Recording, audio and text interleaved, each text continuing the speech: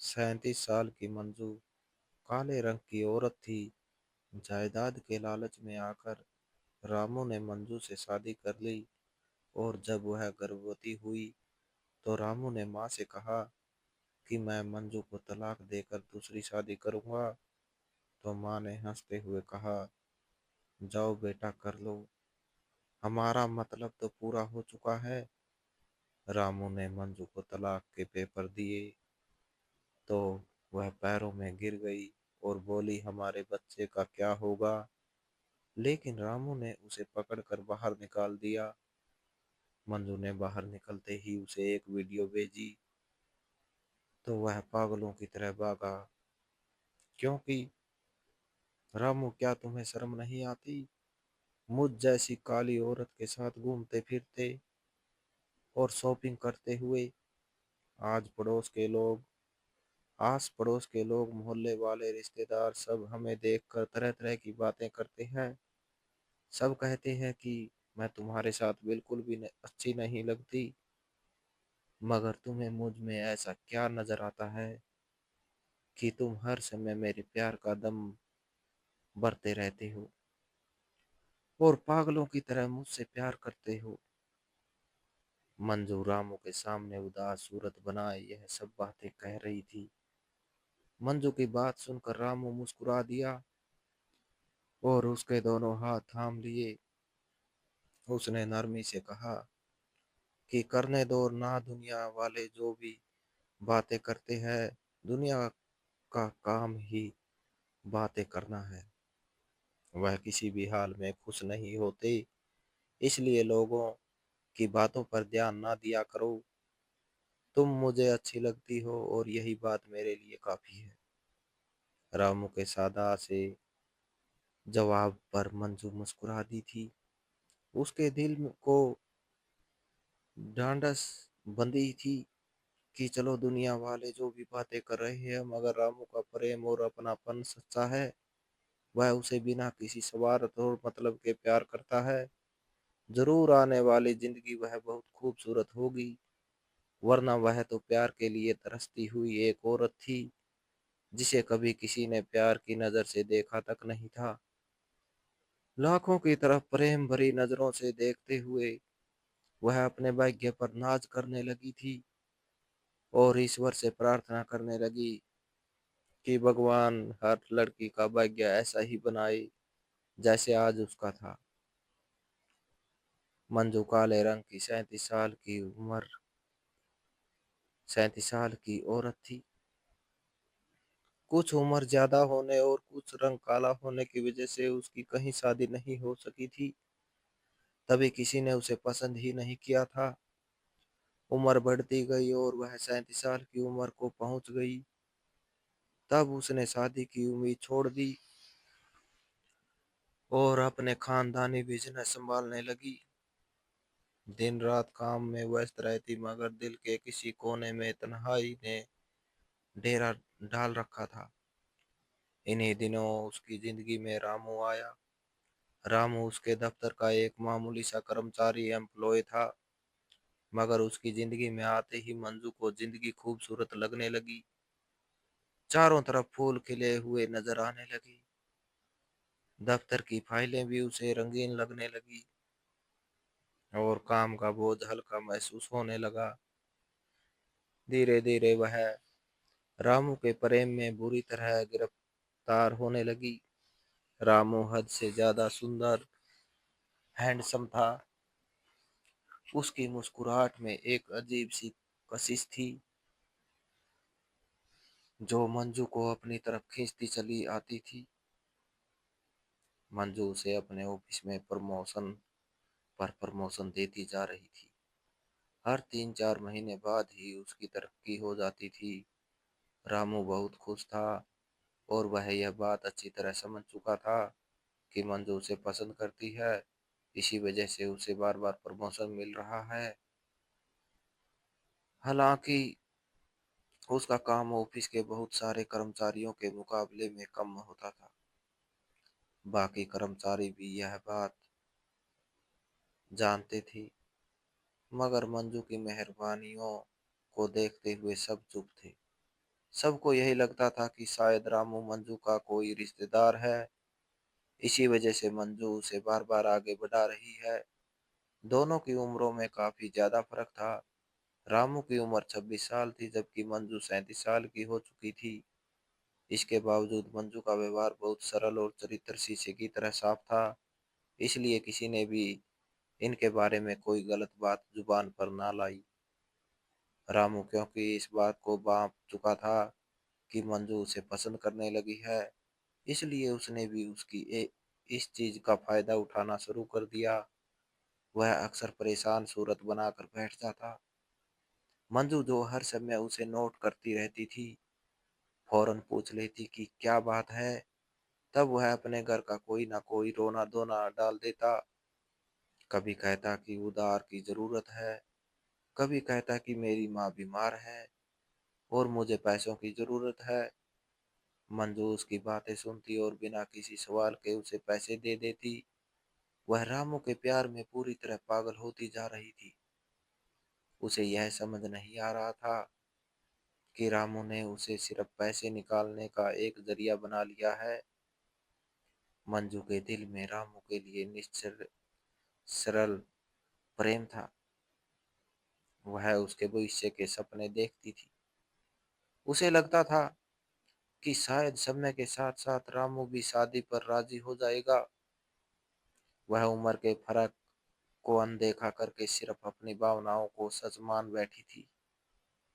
उसे अपनी तन्हाई का इलाज रामू की सूरत में मिलता दिखाई देता था। एक दिन रामू की माँ उसके पास आई। उनका चेहरा चिंताओं से भरा हुआ था।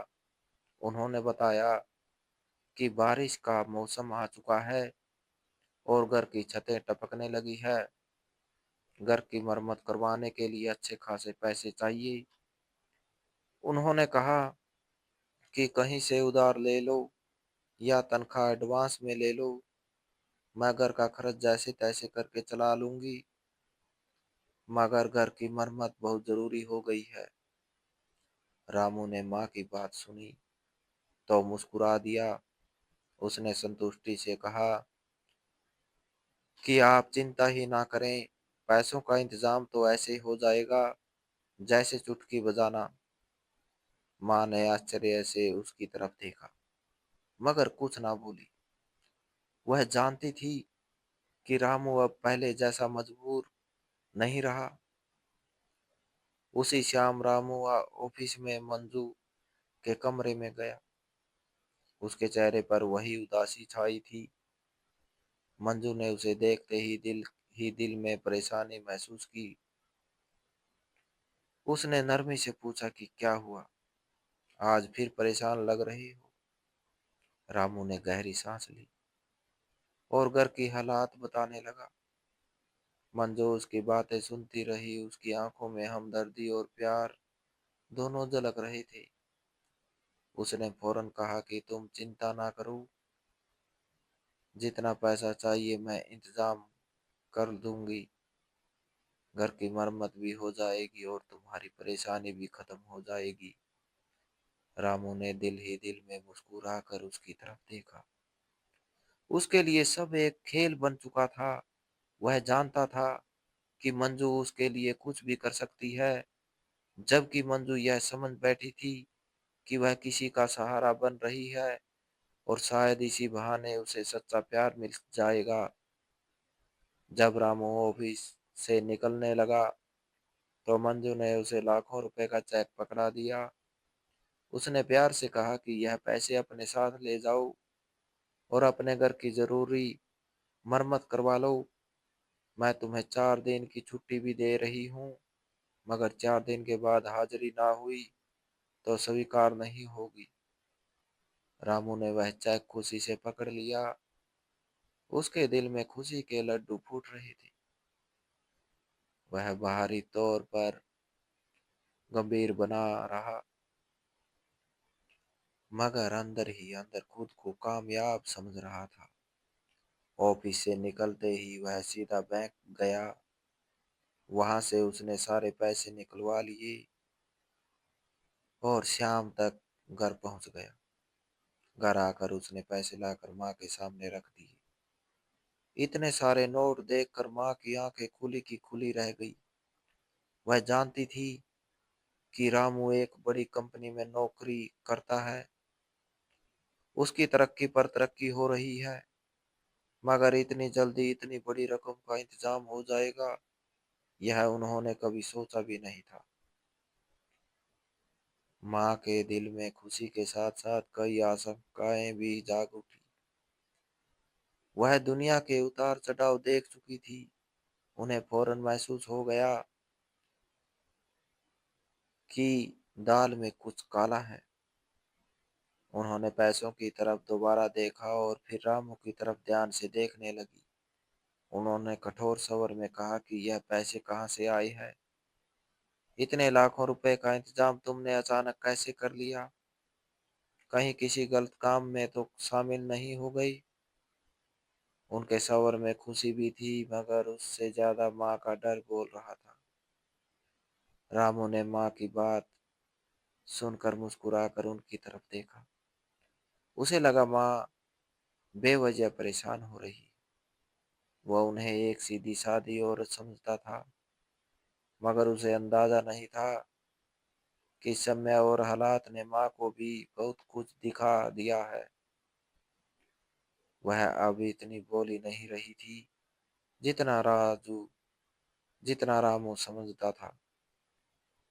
रामू हंसते हुए बोला कि कुछ नहीं माँ, मेरी जो बॉस है वह मोटी काली और 37 साल की हो चुकी है। उसकी शादी नहीं हो सकी। जाहिर है ऐसी औरत से शादी भी कौन करेगा। वह आपके बेटे के प्यार में बुरी तरह फंस चुकी है।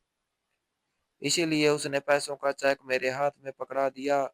उसने आगे कहा कि मैं तो बस उसकी भावनाओं का फायदा उठाता रहता हूँ। कभी पैसों की बात कर लेता हूँ, कभी किसी समस्या का रोना रो देता हूँ। वह फौरन मान जाती है। हमारे घर के हालात जो बदल रहे हैं, यह सब उसी की मेहरबानियां है। रामू की बात सुनकर माँ की आंखों में एक पल के लिए हैरानी उभरी। फिर वह हैरानी धीरे धीरे चमक में बदलने लगी। इतने पैसों का ख्याल उनके दिल को भा गया। उन्होंने दोबारा नोटों पर नजर डाली और हल्की सी मुस्कुराहट उनके चेहरे पर आ गई। वह बोली कि अगर ऐसी बात है तो फिर उसे अपने हाथ से जाने नहीं देना चाहिए। ऐसी औरत रोज रोज नहीं मिलती जो इतना लुटा दे। तुम उसके प्यार का फायदा उठाओ, उसका भरोसा जीतो और उससे शादी के लिए भी बात करो। अगर शादी हो जाएगी तो हमारे दिन संवर जाएंगे, जिंदगी बदल जाएगी, जिंदगी बदल जाएगी। माँ की बात सुनकर रामू चौंक उठा। उसने फौरन नहीं में सिर हिला दिया। वो थोड़े गुस्से से बोला कि कभी नहीं माँ, मैं उस मोटी औरत से कभी शादी नहीं करूंगा। कसम से उसकी तरफ देखने को भी दिल नहीं करता। मेरी जिंदगी में तो कोई मेरी जैसी सुंदर लड़की आएगी। वो अपने ख्यालों में खो गया। उसने खुद को एक सुंदर लड़की के साथ सोचा। उसे मंजू का चेहरा याद आया तो उसके दिल में चिढ़ पैदा हुई। वह सिर्फ उसके पैसों को पसंद करता था, उसके अस्तित्व से उसे कोई दिलचस्पी ना थी। माँ उसकी बात सुनकर मुस्कुराने लगी। वह बेटे की भावनाएं समझ चुकी थी। उन्होंने नरमी से कहा कि मैं कौन सा तुम्हें कह रही हूँ कि हमेशा उसी के साथ रहना, ना ही यह कि उसके साथ ही घर बसा लो। तुम बस कुछ समय के लिए उससे फायदा उठाओ। उन्होंने धीरे धीरे समझाते हुए कहा कि जब तुम अमीर हो जाओगे, जब हमारे हालात बदल जाएंगे, जब घर बन जाएगा, कारोबार खड़ा हो जाएगा, तब तुम अपनी पसंद की किसी भी लड़की से शादी कर लेना। कौन तुम्हें रोकेगा? माँ की बात सुनकर रामू एक पल के लिए सोच में पड़ गया। उसके दिमाग में कई तस्वीरें उभरने लगी। बड़ा घर, गाड़ी, इज्जत, दौलत, आराम की जिंदगी, यह सब कुछ उसे बहुत अच्छा लगने लगा। उसे लगा वाकई में माँ की बात में वजन है। वह दिल ही दिल में सोचने लगा कि अगर वह थोड़ा सा और बर्दाश्त कर ले, कुछ समय और मंजू के साथ बिता ले, उसके विश्वास को और मजबूत कर ले, तो शायद वह उससे बहुत कुछ हासिल कर सकता है। इसके बाद वह आजाद होगा। रामू के चेहरे पर एक चालाक मुस्कुराहट आ गई। वह फैसला कर चुका था कि वह इस मौके को हाथ से जाने नहीं देगा। मंजू उसके लिए अब सिर्फ एक औरत नहीं रही थी, बल्कि एक सीढ़ी बन चुकी थी। एक ऐसा जरिया जिसके जरिए वह अपनी मंजिल तक पहुंच सकता था। समय बीतता जा रहा था, मंजू का प्यार बढ़ता जा रहा था और रामू की जरूरतें भी। दोनों एक ही रास्ते पर चल रही थी, मगर मंजिल दोनों की अलग अलग थी। मंजू सपने देख रही थी और रामू मौका। यही फर्क उनके रिश्ते की असल सच्चाई थी, जो अभी मंजू के की नजरों से ओझल थी। एक दिन मौका देखकर रामू ने मंजू को अपने रिश्ते के लिए प्रपोज कर दिया। मंजू ने जब उसकी यह बात सुनी तो हैरान रह गई। खुशी के मारे वह खुद को हवाओं में उड़ता हुआ महसूस कर रही थी। उसे समझ नहीं आ रहा था कि अपनी खुशी का इजहार कैसे करे। उसके लिए तो जिंदगी अब जाकर हसीन हुई थी। वह इच्छा जिसे सोचते हुए भी वह डरा करती थी, आज बिना मांगे ही पूरी हो रही थी। उसकी खुशी स्वाभाविक थी। आखिर जिस इंसान को वह दिल ही दिल में चाहती थी, वही आज उसके सामने उसका हाथ मांग रहा था। रामू के प्रपोज करते ही मंजू ने बगैर किसी हिचकिचाहट के उसे शादी के लिए हाँ कर दी। उस दिन के बाद जैसे इन दोनों की दुनिया बदल गई। दिन रात एक दूसरे के साथ गुजारने लगे। ऑफिस में भी धीरे धीरे सबको खबर हो गई कि इन दोनों की शादी होने वाली है। जो भी सुनता था हैरान रह जाता था। पीठ पीछे लोग तरह तरह की बातें करते। कोई मंजू के पैसे पर उंगली उठाता तो कोई रामू की नीयत पर सवाल करता, मगर इन दोनों को इस सब से कोई खास फर्क नहीं पड़ता था। मंजू कई बार ऐसी बातें सुनकर उदास हो जाया करती, मगर रामू उसका हौसला बढ़ाता और कहता कि लोगों की बातों पर ध्यान ना दिया करिए। लोग तो बातें करने के लिए ही होते हैं। इसी तरह समय बीतता गया और जल्द ही इन दोनों की शादी हो गई। शादी बहुत सादगी से मगर सम्मान के साथ हुई। मंजू ने अपनी खुशी में कोई कमी नहीं छोड़ी। शादी के बाद हालांकि रामू का दिल मंजू के करीब आने को नहीं करता था, मगर वह खुद पर धैर्य करके मंजू को खुश रखने की कोशिश करता। वह हर समय उसकी झूठी तारीफें करता रहता, कहता कि तुम्हारे साथ मेरी जिंदगी बहुत हसीन हो गई है। मुझे तो प्यार का मतलब ही अब समझ आया है। उसकी यह बातें सुनकर मंजू खुशी से फूले ना समाती। दिन ब दिन उसके चेहरे की चमक में बढ़ोतरी होती जा रही थी। कहते हैं जब जब दिल संतुष्ट हो तो खुशी चेहरे पर भी झलकने लगती है। और मंजू के चेहरे पर वाकई वह खुशी साफ नजर आती थी। शादी के शुरुआती 4 महीने मंजू ने सपनों की तरह गुजारे।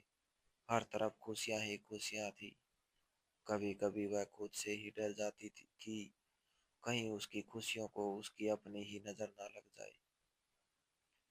4 महीने बाद जब उसे पता चला कि वह गर्भवती है, तो उसकी खुशी और भी बढ़ गई।